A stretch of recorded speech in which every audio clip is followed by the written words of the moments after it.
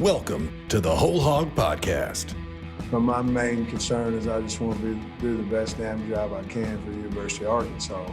I got a question for you though, Scottie. Do you know that there's other players on our team besides Desi? Whoever we had on the plane is all we need. Turn that damn shit on. Now, here's your host, Seth Campbell. Welcome into the WholeHog Podcast. Seth Campbell, joined as always by Scottie. Bordelon will be joined by Matt Jones later in the podcast. And Scottie, the big news of Arkansas football this week is the COVID protocols. And so, are you ready? I've got some groundbreaking inside knowledge here. Arkansas has 2 support staff out with COVID. 1 person tested positive for COVID. And there is significant, or I don't necessarily know significant, there are people that are quarantining due to contact tracing. Boom.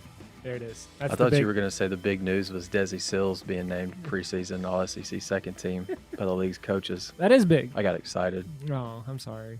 Well, the Basketball Podcast in Mid-America, just a shameless plug here, is going to come out next week, so you should definitely take a listen to that. It'll get you ready for basketball season, which normally would already be underway. There was a game a year ago today. I think they're playing like UTSA. No, they're playing somebody, but I can't remember who. Something else that popped up in my Facebook memories. I didn't go to sleep until really late because of the NBA draft on Wednesday, but I looked at my Facebook memories, and I think it was 6 years ago today, Arkansas's football program took out a full-page ad on the back of the Arkansas Traveler, kind of thanking fans and the students for the support after Arkansas broke its however long losing streak in the SEC. Wasn't it 20? With a was that a 17-0 win over LSU? Yeah, it was a pretty cool ad. Nice. Well, we got a loaded show for you. As I said, COVID is the talk of the town right now here in Fayetteville. We do not know who is quarantined. Inside sources are being very quiet about all of that. So we're going to talk, that is going to have an effect on the game. The problem is, and I don't mean to disappoint you, the listener, but we just don't know. It's unfortunate, but we don't know the impact because whoever is not playing in this game is going to make an impact. Arkansas, it would make an impact for any team, but Arkansas especially is just not deep enough to have guys missing, especially a significant amount of guys, if it is significant. So that'll be something to keep your eyes on, peeled for Saturday morning, an 11 a.m. kick against LSU. But we can talk about some other stuff. So we're going to get into Felipe Franks a little bit. Traylon Smith, Rakeem Boyd, we talked about it on the Reaction podcast against Florida. We'll talk about it a little bit more here on the WholeHog Podcast. And then Matt Jones is going to join us a little bit later. All right, Scottie, let's just get right into it. And the fact of, I think that Traylon Smith, the more that I've listened to Pittman and the more that I've just kind of gone through this week, I think he might get the start on Saturday. It's very possible. I mean, it's tough to disagree that with Traylon Smith being the best running back that Arkansas's had in recent weeks. I think Rakeem Boyd ran for 100 yards at a touchdown against Texas A&M, but Traylon Smith has been the last 3 weeks really consistent. And I remember the Tennessee game, he only had I think 8 or 9 carries, but he ran for 72 yards. He had a couple of explosive plays in the run game. He had a run of 20 plus yards in the first and the second half. And his big playability is it's incredible. And he's so tough to tackle, and he's got a low center of gravity. I think just because he's a shorter back, and for a guy that's maybe 5'9", he is as tough as they get. He's tough to corral, and then there's the Florida game. He busts off the 83-yard touchdown run. He ends up with 118 yards and a score, and that was his first rushing touchdown of his Arkansas career. His second touchdown. He caught a touchdown pass against Auburn. But it's tough to argue that he's not Arkansas's best running back right now. And you mentioned a shameless plug about the Basketball Podcast of Mid-America on Monday. As long as Arkansas's game with LSU is on schedule. I'm going to have a pretty cool feature story on Traylon Smith that drops today, and talked to his dad earlier in the week just to get to know Traylon a little bit better, what he was like growing up, kind of his upbringing, and some of the hurdles and obstacles that he's had to overcome to get to this point. Something interesting that Traylon Smith's dad, Troy, told me is, Traylon put his name in the transfer portal at Arizona State, and he was getting ready to go to Blinn Junior College. And about, less than 2 weeks before he was headed to Blinn, Chad Morris called him and gave him an opportunity to play in the SEC. So that was pretty cool. They came up on the visit, and Troy used to tell Traylon all the time that he said, you're gonna play for the Dallas Cowboys. You're gonna get drafted by them. You're gonna play for the Dallas Cowboys. They came up on their trip, and they went over to the Jerry and Gene Jones Success Center, and Troy didn't know that Jerry Jones went to school at Arkansas, and he saw the Dallas Cowboys star kind of on the I guess the little half wall on the outside of the building. He was just like, this is the perfect spot for Traylon. And so it's worked out for him. He's been awesome this season. He's Arkansas's leading rusher through 7 games. He has been extraordinary, and I think that something that cannot be lost from that Florida game is the fact of that because Arkansas could run the ball, I really believe that opened up those long touchdown passes to Mike Woods. I think Sam Pittman said something similar to that on his radio show on Wednesday. But I really think that establishing the run is going to make linebackers, the fakes are going to be more effective, make linebackers step up a step or two. That's going to open up the pass game. And Felipe is already the most accurate quarterback in the SEC throwing the long ball. So if you can just give him even more space or even less defenders back there, then that's a recipe for success. Yeah, no doubt. And I track Felipe's passes every week, and it's been kind of remarkable seeing the downfield passing success that he's had. He's thrown for 100+ yards on those deep balls on passes 16+ yards downfield. He's thrown for more than 100 yards and a touchdown 3 times this season, and he threw for 154 yards and 2 touchdowns on those deep balls against Florida. Obviously, both of those touchdowns were to Mike Woods, but he also had a 25-yard reception completion to Traylon Burks in the first half. It's been crazy. Like, he's well over 50% on those deep balls, and Traylon Burks and Mike Woods and even Davion Warren, earlier in the year, we hate that Davion Warren's out for the year with an ACL injury. That's kind of heartbreaking for a kid that has been so patient throughout his career. He's finally, feel like he was kind of breaking out of his shell as a pass catcher. But Arkansas's top 2 guys have been so good in the vertical passing game. Third down has been a very big key as well for both Arkansas offense and defense. We'll get into the defense just a little bit later, but establishing that run, if you can get 3-4 yards, if you run it on first down or even second down, that's going to make third down more manageable. And Arkansas has just not been very successful on third down this year. So I think that, again, going back to all of these things, I think that it's the offensive line being able to play together more and the fact that they feel a little bit more comfortable every single week. I think that they are improving every single week. Now, are they the best offensive line in the SEC? No. Are they maybe even top half? Probably not.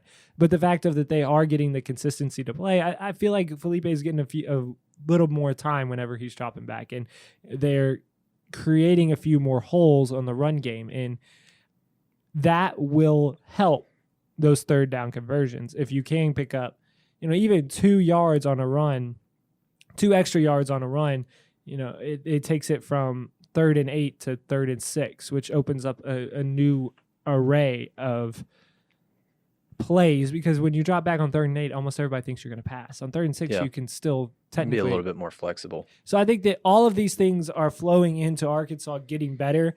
It's really disappointing just watching this team that they didn't get to play a full schedule this year, because I think that the improvement from August to where we are right now, which we would be preparing for This would be the second to last week of the season. Yeah.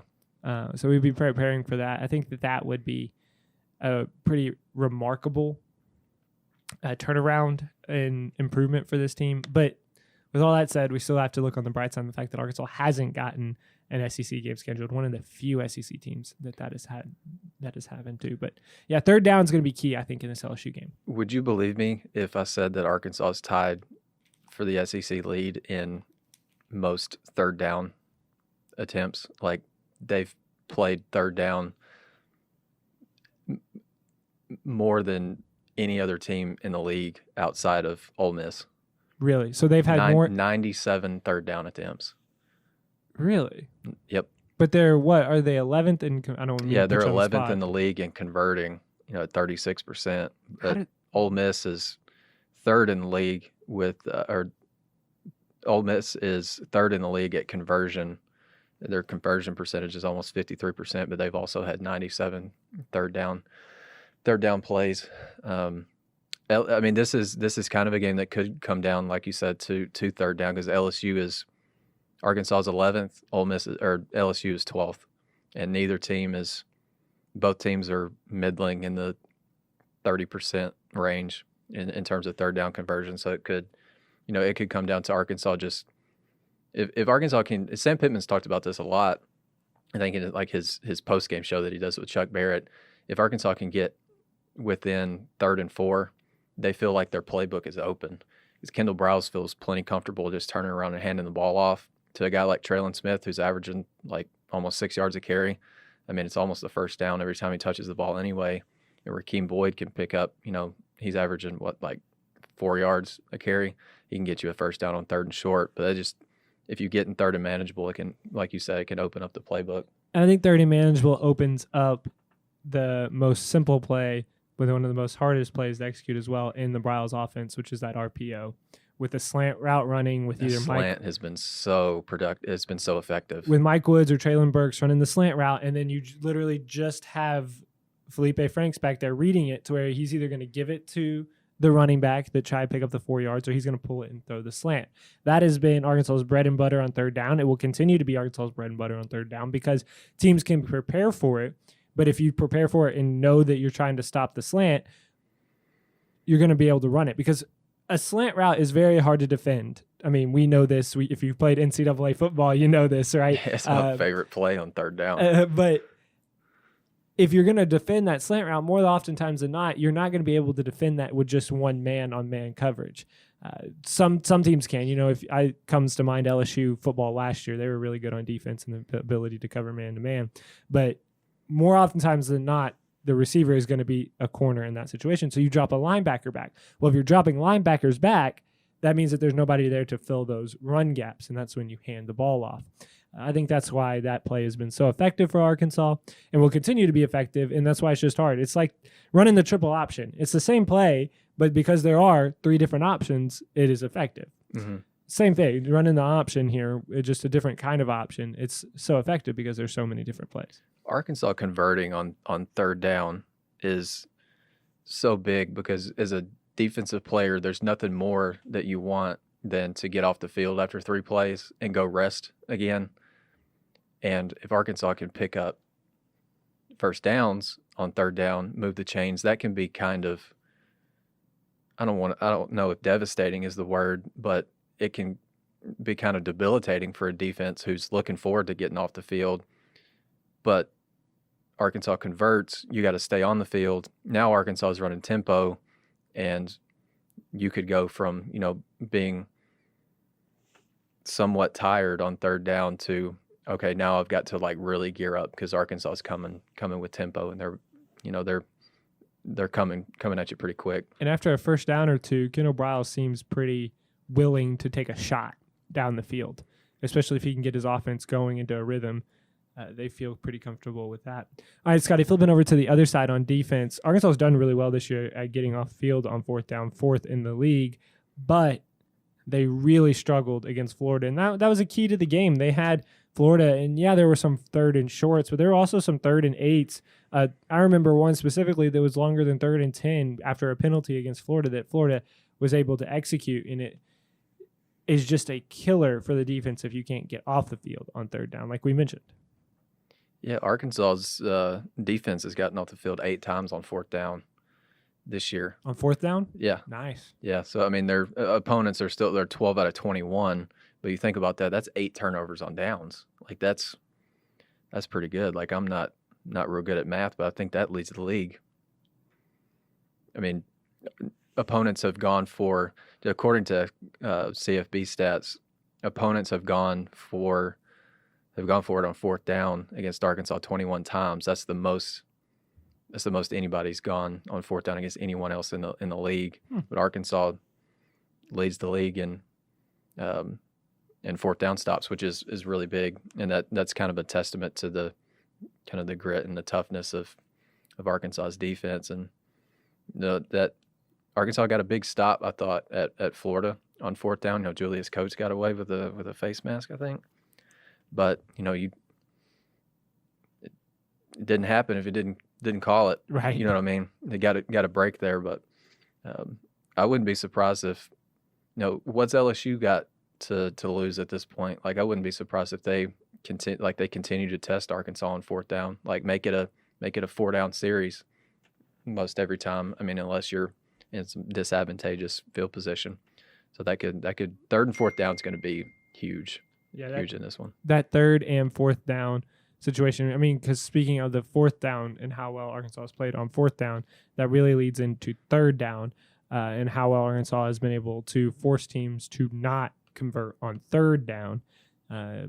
It's something that you hope the Florida game is just an outlier, not something that's become a pattern here in the last 3 games, but becomes somewhat of an outlier, which it very well could be because Florida is good.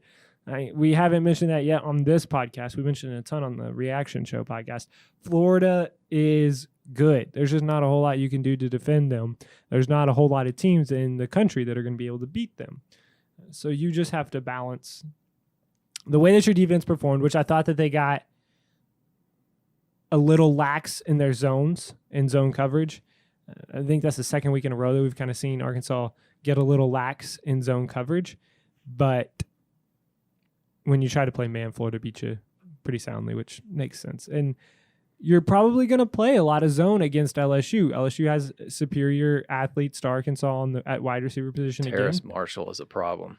He's really, really good. So how are you going to, I guess, counter that is the fact with you're going to have to play zone, which has not been a problem until recently for Arkansas. And that also might have to do with the level of competition that they are playing and the teams that can find that. But Arkansas is going to be playing against a young wide receiver, a young quarterback, something that we'll talk to Brooks Kubena about. He's a writer for that covers the LSU beat, so we'll get to talk to him about that as well. But making that young quarterback make decisions and hopefully make them make the wrong one, changing a lot of reads. I feel like this is right up Barry Odom's alley. Yeah, I think especially with a true freshman quarterback, he's going to be making his 3rd start and his 2nd on the road. And so Greg Brooks said earlier in the week when he was asked about Arkansas kind of preparing for a young quarterback as opposed to some of the veterans that Arkansas has faced in recent weeks, like Jarrett Garantano, I don't think is considered a good quarterback in this league, but Kellen Mond, really good. Kyle Trask, probably the front runner for the Heisman, but no offense, but like TJ Finley's just not in that. He's not in that class. Like he's he's probably in the same tier, maybe even lower than Garantano. Like you just don't have a big sample. From Finley, yeah. The only thing that big about him is his size. He's a big unit from Ponchatoula, Louisiana. Yeah, he is. He is a large human. But I think Greg Brooks said that they want to bring a lot of pressure to him and try to rattle him. Which is something Arkansas hasn't done really this year. No. And the thing is, LSU might be getting one of their top offensive linemen back, like a guy that Ed Orgeron has said in the past is a potential first-round draft pick. I think his name is it Dare? Hang on, I can't remember. I wrote about it on Wednesday, but I can't remember his last name. But big left tackle. He started 2 games started 2 games this year. So Arkansas definitely they want to bring pressure every week, but I think this week it's big to try to rattle a freshman on the road. And Greg Brooks said our plan is to rattle TJ Finley and bring in. He said I hope Max Johnson comes in. Hope to bring in the backup at some point. Dare Rosenthal. That's There the he guy. is. Yep, he's a monster too. Big left tackle. So that if he comes back and he's in good enough playing shape, then he's going to be a big plus for LSU, and he could be a detriment to Arkansas's pass rush. For sure. We'll have to see how all of that plays out. See how the Arkansas defense, if they're going to go back to their drop 8, 3-man rush, or if they're going to maybe bring a little bit of pressure. It'll be interesting to see how Barry Odom game plans for the young quarterback in TJ Finley. All right, well, don't go anywhere. When we come back, Matt Jones will join us here on the WholeHog Podcast, talk a little bit more about this Arkansas versus LSU game.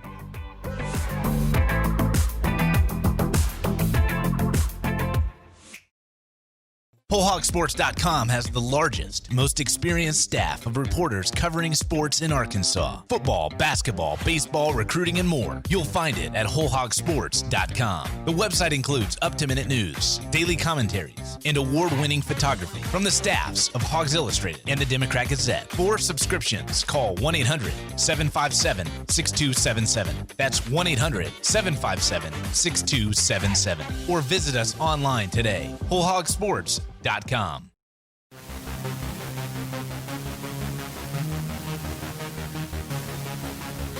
Welcome back into the WholeHog Podcast. Seth Campbell joined now by Matt Jones.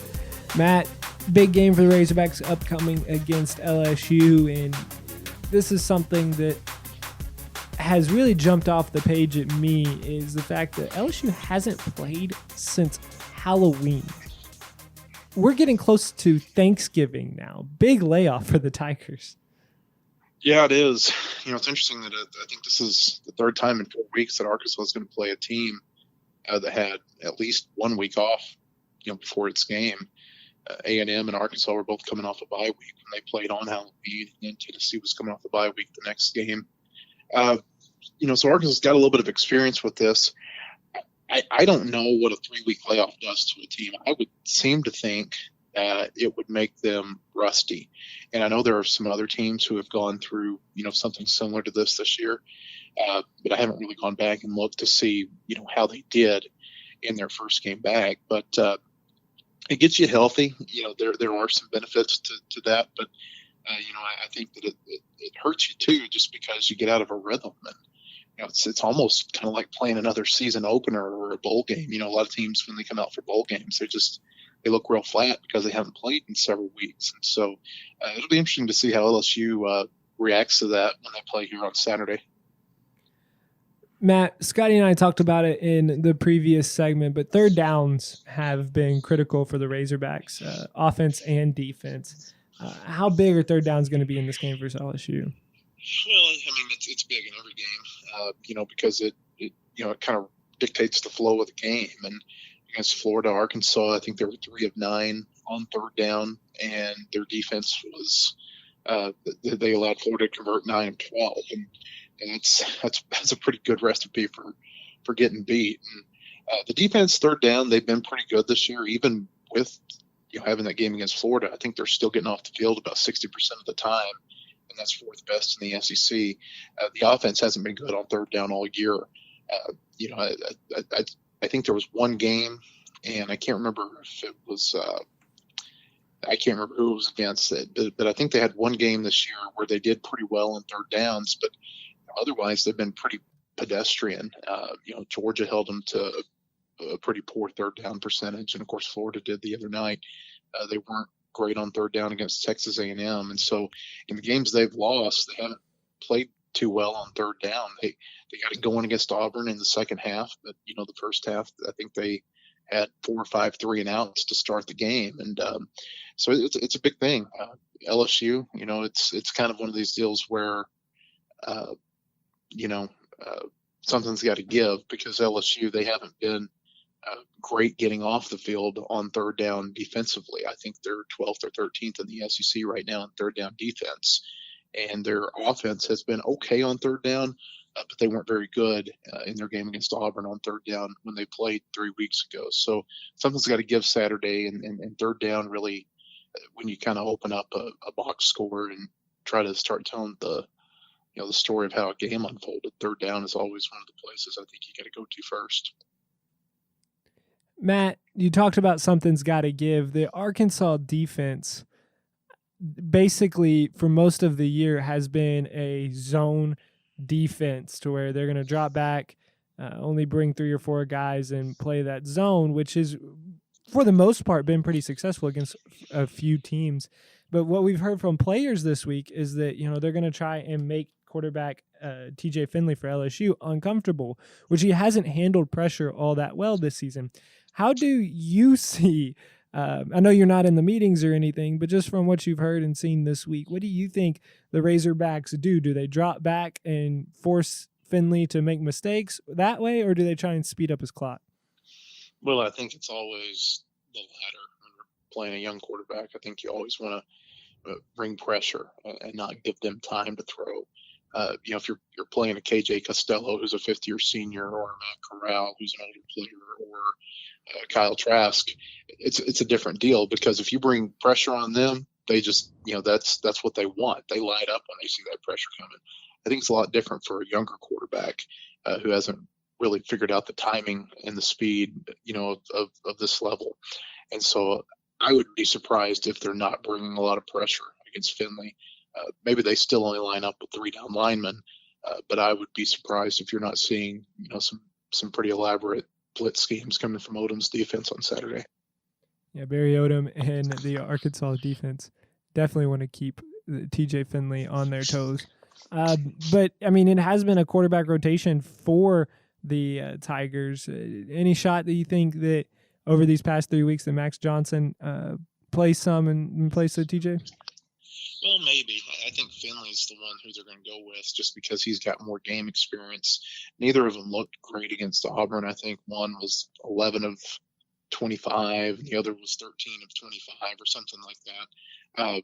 They had to throw the ball a lot because they got down by so much, but neither of them just really blew you away. I think Johnson led a touchdown drive. He led the last touchdown drive right there late in the game.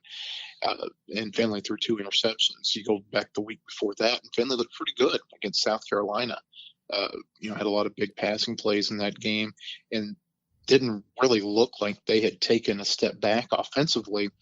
But I think, in retrospect, you kind of look at that and say, well, South Carolina's defense wasn't very good this year.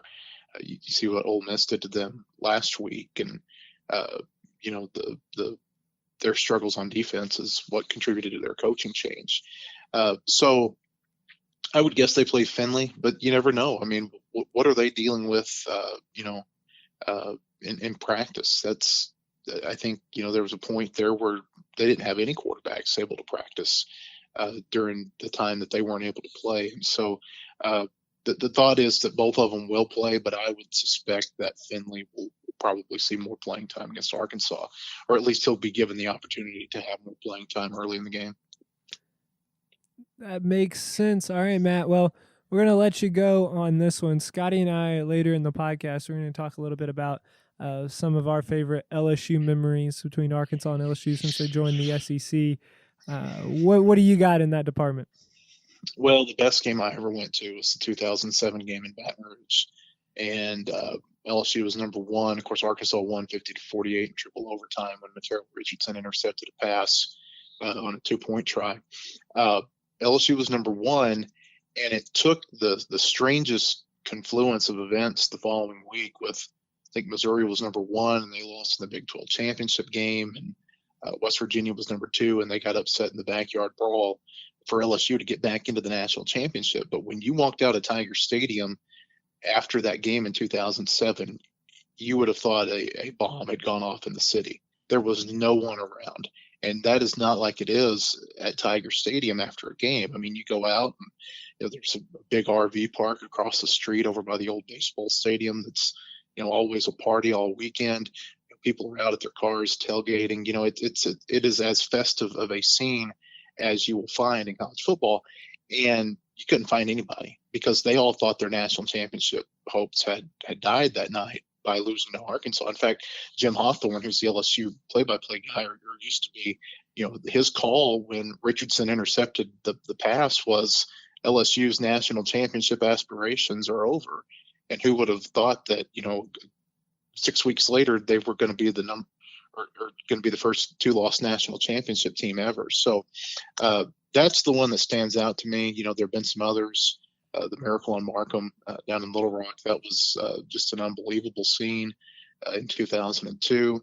I remember pretty well the game in Baton Rouge in 2015 when Arkansas won 31-14. And that game, Tiger Stadium cleared out with about 13 minutes left in the fourth quarter, and I'd never seen anything like it. Those were Arkansas wins. There have been some great LSU wins in the series.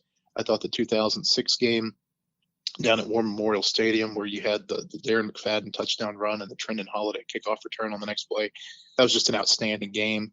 The 2011 game, a lot of people forget about that game. It was 1 versus 3, and the winner of that game really put themselves maybe in the driver's seat to go to the national championship game, because Alabama was in the in the mix in the West too, at number 2. So really a great series. I think that it has been the most entertaining series of any of the ones that Arkansas has been a part of since they joined the SEC. And LSU's won the majority of them. I don't know that LSU really views Arkansas as much of a threat because they've also got Alabama and Texas A&M's become kind of a big deal for them, and Ole Miss is a longtime rivalry. But from this side, I don't know that there's a bigger game for Arkansas fans every year than LSU. There was a span there from probably about 2001 to 2012, maybe 13, where there was not a more competitive series for either of these schools. Games decided by 1 point, 5 points, 4 points. It seemed like just about every other year there was a chance to go to Atlanta on the line. So a lot of fun. It's certainly been my favorite to watch. All right, Matt. Well, we really appreciate you joining us here on the WholeHog Podcast. Good insight, and those are some fantastic Arkansas versus LSU memories. All right, appreciate it. All right, Matt Jones, you can check him out on WholeHogSports.com. Don't go anywhere. When we come back, we're going to have Brooks Kubena from The Advocate join us to talk a little bit more about LSU.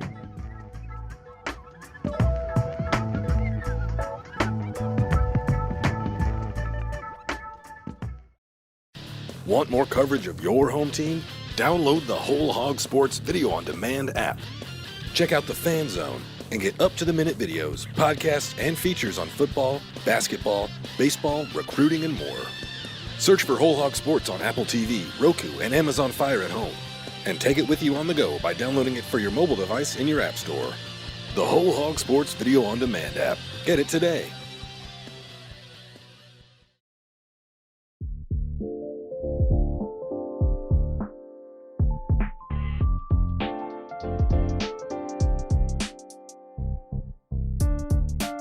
Welcome back into the WholeHog Podcast. Seth Campbell and Scottie Bordelon. We are now joined by Brooks Kubena. He is the LSU beat writer for The Advocate and NOLA News. All right, Brooks, let's just start off with, I guess what's been some of the big news around Baton Rouge. The Title IX lawsuits that are coming against LSU, just a lot of stuff. What is the team's focus this week with all of that swirling around them? Well, they would say their focus is on Arkansas. There's a lot of news going on, for sure. I'm sure that the coaches and the players are all working together to try and figure out, just to focus on Arkansas. But, not being in their meetings, I'm not sure what their approach would be. There certainly is a lot of things developing out of the program right now. Yeah, Brooks, I love wide receiver play, and I think Terrace Marshall's probably one of the top guys on the perimeter in the league, and some of Arkansas's defensive backs were talking about or kind of pumping him up this week. What kind of makes him as good as he is? What kind of stands out about his play? Well, Terrace Marshall, he's incredibly long and fast. He runs with ease. When you look at him on the field, It looks like he makes it look easy, and he's not as fast as he actually is. But it's very relative to who his great uncle was, and some of your listeners might know.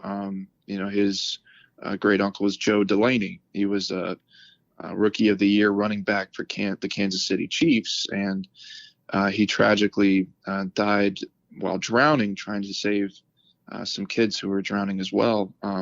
That's part of Terrace Marshall's life story. We have a story about that if you find that at theadvocate.com. But it relates to his personal voice as well, because his family, they say they're so similar because they're very quiet people. Like, they didn't have to talk to anybody, they would. But his great uncle's sister, she told the same thing to Joe that she told to Terrace was, look, once you become a star football player, you don't belong to yourself anymore. You belong to the world, to the people around you. The kids that watch you, the players that are around you who don't have as much talent as you do.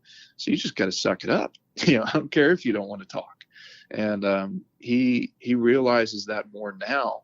And once things started to go wrong this year, I think these past 3 weeks, basically sitting without any games, he felt like it was his time to talk to the players and get them moving towards this Arkansas game, because at 2-3, LSU can't really afford to lose another game if they want to try and keep this program going in the right direction.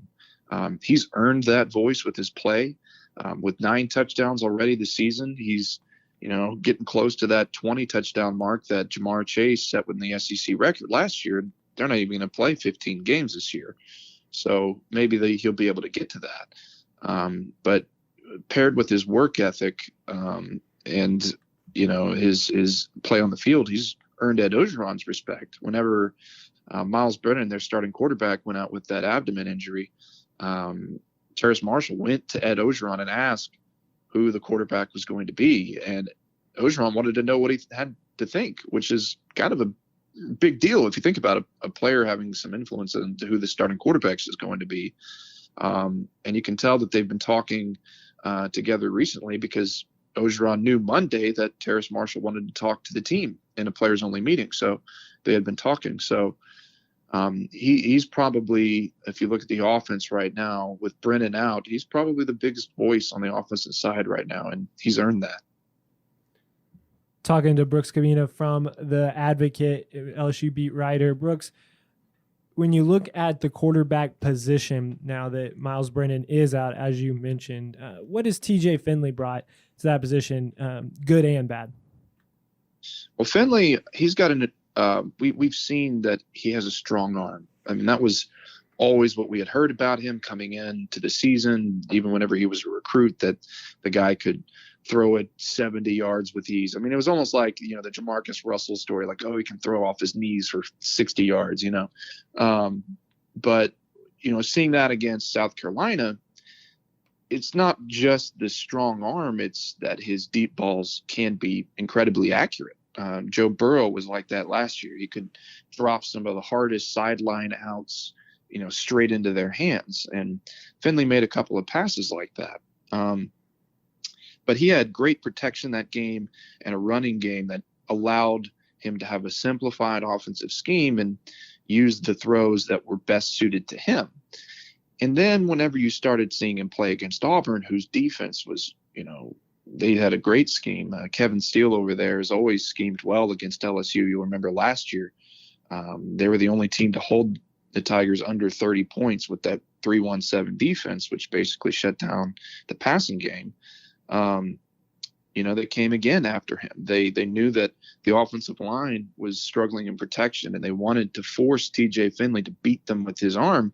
So they crowded the line, stopped the run game, and blitzed him enough to where he made some errors. We saw, some accuracy issues. The first interception was an out route to Marshall that just sailed on him and was intercepted. And the second one was batted at the line of scrimmage.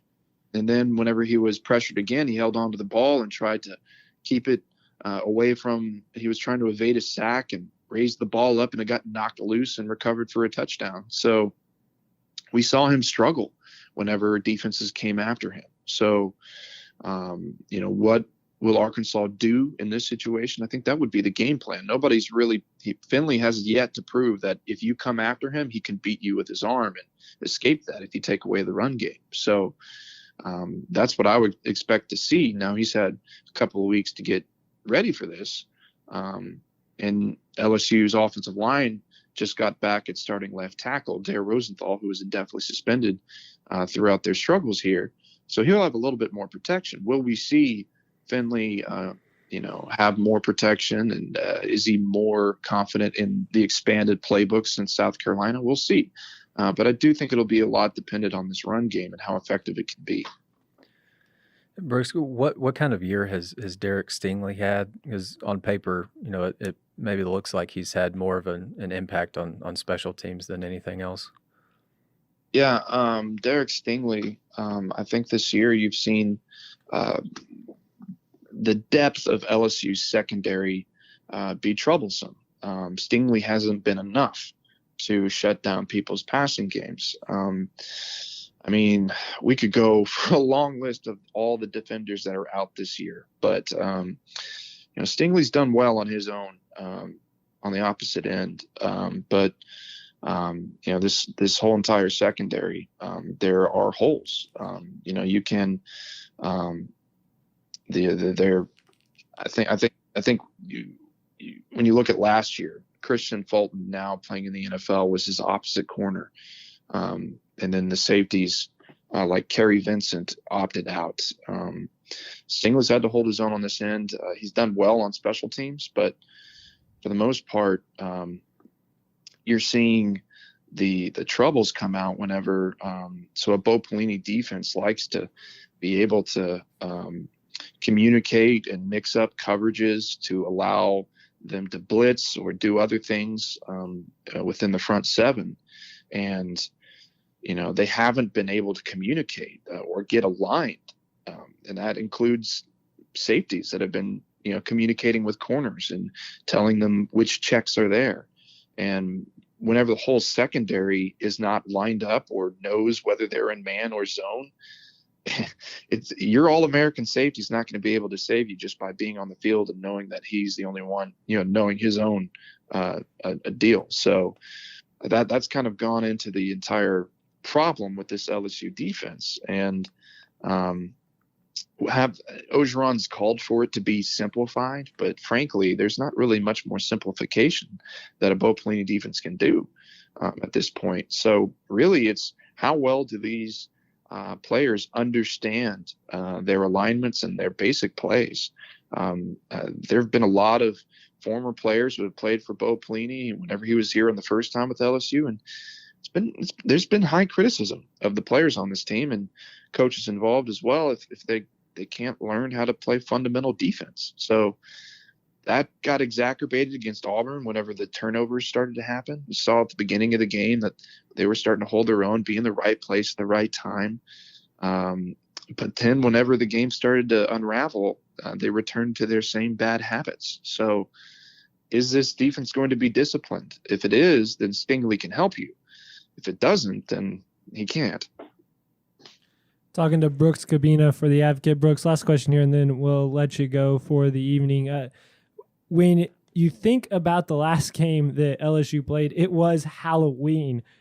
We're less than a week from Thanksgiving now. LSU's had 3 weeks to implement, like you said, more offense with their quarterback, a little bit maybe simplifying, if you can, that defense, like you mentioned. What do you expect to be different about this LSU team coming to Fayetteville after 3 weeks off? After Terrace Marshall's speech on Monday, I think they're going to be a little bit more prideful about what they're doing. I think you'll see a difference in their demeanor. And I think that's more important than anything right now, is because when you looked at them against Auburn, there were people cutting up on the sideline while they were getting destroyed. And people were not happy about that. Orgeron was not happy about that. There was a long post-game rant by a former player that was just, digging into everybody about, like, you're playing for more than just yourself. It'll be interesting to see how much energy will come out of a 11 a.m. kick on a Saturday morning. But effort and, not quitting in a game, that's the things that people are looking for with LSU this week. After 3 weeks off, is their mindset different than it was against Auburn? We've seen in the past at Orgeron's teams, let's say, after their Mississippi State loss in 2017, they were similarly destroyed. And then they had their loss against Troy. They had to change their demeanor, and they came back and they beat teams like Florida and Auburn, games that they weren't supposed to. And a lot of that had to do with effort.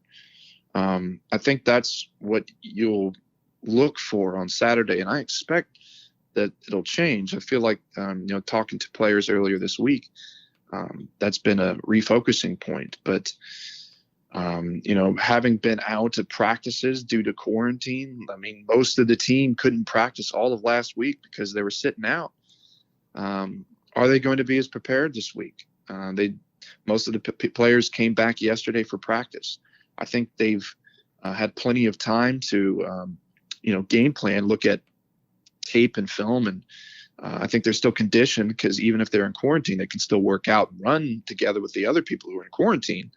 But they haven't been able to get that practice, those reps on the field to take what they've learned, off the field to put that on there. So are they going to be prepared mentally? That's one thing. But on the field, that quarantine stuff kind of kept them out of it. But I understand Arkansas is dealing with that as well. So who knows who's out for that game for them. So this game will be pretty interesting. Yeah, there's definitely going to be a lot of question marks, especially for Arkansas. Like you said, we have no idea who is going to play and not play. Well, Brooks, we really appreciate you taking the time to join us here on the WholeHog Podcast. Yeah, anytime, guys. Thanks, Brooks. All right, that is Brooks Kubena. You can check him out on the Advocate website. He is a beat writer for LSU football. Don't go anywhere, because when we come back, Scottie and I are going to recap some of the best Arkansas LSU moments here on the WholeHog Podcast.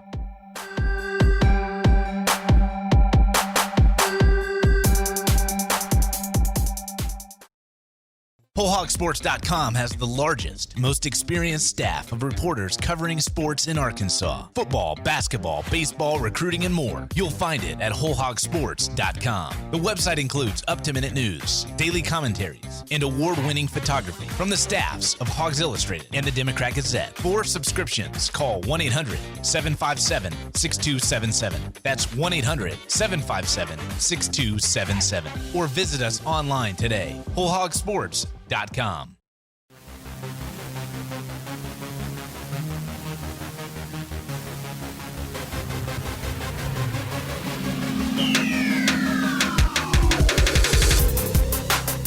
Welcome back into the WholeHog Podcast. Seth Campbell, Scottie, Bordelon. We're just going to have a little bit of fun as we wrap up the WholeHog Podcast. Arkansas LSU battle for the boot. They've had some pretty good games ever since Arkansas joined the SEC. Obviously, there's a few that stick out more than others, Scottie. But we're going to just kind of recap some of the ones that you remember, I remember, which aren't as many as some of you that are listening might remember. But some of the games that we hold near and dear to our hearts. And I'll go ahead and start. First of all, before I started, Scottie and I were trying to get the recipe before we even get into all of this. This is a little aside, but we were trying to get the recipe for the vegetable mix that Sam Pittman had been drinking all week long. Scottie said that he'd be willing to try it here on the podcast. So I'm going to hold him to that whenever we find out that recipe, because I really want to know what this superfood that Sam I can just go get like a green drink. I guess like what Matt has been drinking those. Yeah. I think in the past, kind of help him feel a little bit better. Maybe I could do that, and then maybe a little drop of honey in there. Okay. You can make it work. Okay. I might do it on the pregame show. That way we have video. We should do it on the pregame show for Missouri. We should do that. We'll think about that. Or you could do like one of those things with an open box to where like you have 4 different things and you got to like figure out which one is which. And we have different vegetable mixes and see which one you like the best. This is a good idea. All right. Well, I'll start us off. One of my very first memories of Razorback football, again, I know I'm dating myself a little bit, but was the 2001 Miracle on Markham. What a fantastic game between Arkansas and Matt Jones. Arkansas and LSU, but Matt Jones being the hero with the pass to DeCorey Birmingham that gave Arkansas the win and let them go to the SEC championship game. What a great game. But I will say one that I hold fonder in my memories, not because it had more significance, but because I was there, Scottie, was the second Miracle on Markham, Casey Dick to London Crawford. I was in the opposite end zone of where it happened, and I just remember him throwing it up into the corner, everybody standing up, and I couldn't tell if he caught it or not until I saw the reaction from the fans on the other side. It was a fantastic game. And it was a game that I didn't really think I was going to until about an hour and a half to 2 hours before. I was from Little Rock, and one of my friends from high school was just like, I guess it wasn't high school then, but he went to my school. And he said, "Hey, I got an extra ticket for you and your dad. Do y'all want to come?" And so we bolted down to downtown and watched that game. What a classic. Yeah, that was fun. I think about the Ryan Mallett to Jarius Wright touchdown pass in 2010. Oh, man. And in 2011, I was a freshman at Arkansas, and I hadn't gotten into student journalism yet, so I wasn't covering Arkansas football at that point. I was back home in South Arkansas sitting at my family's outdoor kitchen watching the game and remember Alonzo Highsmith taking a fumble return for a touchdown. Arkansas goes up 14-0, and, everybody in the state, and I think a lot of people nationally were like, this Arkansas team is for real. Like, it's on track to go to the Natty, possibly the BCS National Championship game. That is one of the things I was going to mention is, it's so very Arkansas of us to mention losses and good memories of a game, but the hype around that 2-3 game against LSU, to where literally whoever won that game, if LSU won, then that was the year that LSU beat Alabama, so they were going to have to go to the SEC championship. But if Arkansas won, Arkansas would have ranked number 3 in the BCS, had just beaten the number 2 team, and wouldn't have to go to the SEC championship game to risk losing there. They were almost guaranteed a spot in the national championship game. The national championship game. Arkansas was that close. And then, like you said, Arkansas's up 14-0. And you're going, oh, man. I remember being in my living room watching that game and just going, I guess this is just, like I said, just so Arkansas of me going, oh, Lord, how are we going to blow this? Yeah, then Tyrann Mathieu happened. Oh, golly, the honey badger. And that's how we ended up with LSU versus Alabama Part 2, and LSU didn't make it past the 50-yard line in that national championship game. Yeah, then I remember 2014. I mentioned earlier in the podcast, Arkansas's football program took out a big full-page ad in the back of the Traveler, and I remember being on the field. I was working with the Traveler then, being on the field when the clock hit zeros and the team runs across the field, grabs the boot, and just the sea of people on the field was crazy. I know people that grabbed a pylon from the field, and I grabbed one of the little handshakers, and I still have it from that game. They passed those out in the student section beforehand. I still have one of those, and I remember I was of age at that point, and so Dixon Street was pretty fun that night. That was a night I'll never forget. That was an incredible college memory that I have. How did you get? So you were working for the Trav at that time. You said you were on the sideline. Yeah, you just, with 5 minutes left in the game, in a normal world, you can go down to the field, with less than 5 minutes left in the game, and then before you get escorted into post-game stuff. I'm just curious, how did you get to the post-game stuff with them? Everybody rushing the field. Oh, it was. The post-game stuff it was. Oh, so it was like right by the locker room. You were right there. Yeah, it was still. I mean, think back, that was still in the old Burrell Center, Mhm. and so the post game stuff was in that big auditorium that they had and all that. I mean, I think Arkansas's SID did a pretty good job of kind of rounding reporters and media people up and getting us into that room. That was a fun night for interviews. I think I was a high school senior when that happened, which is also leads to a fun memory the next year where Arkansas, you have that big win, that momentous win, and you go back to Death Valley, and then you make LSU evacuate a night game early, their fans, with a huge win. I can't remember the score of that one, but it was like 30-14 in Death Valley on a Saturday night. And I went to that game with my dad. People are leaving at fourth quarter with 10 minutes left to go. That was a really cool memory as well. That game was pretty cool because my dad is from Camden, and Dominic Reed, also from Camden, had a really long. I think he had a big long touchdown run in that game. So that was pretty neat. It was really fun to watch a South Arkansas kid. It's kind of shining in a big game like that. Arkansas won with the all reds, the red pants and the red tops. I remember that. They were showing out. Let's see, what year was that? 2015. 2015. It was 31-14 in Baton Rouge. Yep. And that was the last time Arkansas played Les Miles. Big fun fact here: they've never beaten Ed Orgeron as head coach. Yeah, Ed Orgeron got asked about that on the SEC coaches teleconference this week. So you've had all kinds of success against Arkansas. Like, what's the key to that? He just kind of gave props to, I think, the time that he spent in Arkansas, and name dropped a couple guys who have been pretty influential. And I think Ken Hatfield was one of them. I think he said he's planning on seeing Ken Hatfield before. I thought that's what I heard before too. the game too. So that'd be pretty neat. And really, the games haven't been close with the exception of the first year of Chad Morris in 2018 was 24-17. Arkansas lost by a touchdown. Besides that, with Ed Orgeron at LSU, it's been Arkansas lost by 28, 23, and then last year when they lost by a lot, which is 36. I remember the 2012 game that was in Fayetteville. I remember Jarvis Landry making one of the most absurd catches that I've ever seen for a touchdown. One hand, got a couple feet down, and then he hit the goalpost.